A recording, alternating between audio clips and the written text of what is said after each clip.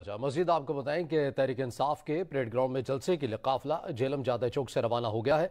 काफिले की क़यादत वफाकी वज़ीर फवाद चौधरी कर रहे हैं। इस हवाले से मजीद तफसीलात जानेंगे बाबर हुसैन से। जी बाबर, आगाह कीजिएगा। आज बिल्कुल इस वक्त मैं जादा के मुकाम पर मौजूद हूँ। यहाँ पे वज़ीर आज़म इमरान खान ने जो आज जलसे की कॉल दिया है, उस सिलसिले में कारकुन जमा होना शुरू हो चुके हैं। मैं बताता चलूँ कि जेलम से वफाकी वज़ीर फवाद चौधरी की क़यादत में काफ़िला जो है इस्लामाबाद के लिए रवाना होगा। जादा चौक में PTI के कारकुनों की बड़ी तादाद जमा होना शुरू हो चुकी है। यहाँ पर मैं आपको बताता चलूँ कि ज़िले की क़यादत जो है इस वक्त पिंडाल में आ चुकी है, जो कि काफ़िले की शक्ल में कारकुनों को लेकर इस्लामाबाद जाएगी। वफाकी वज़ीर फवाद चौधरी भी थोड़ी देर में यहाँ पर आएँगे।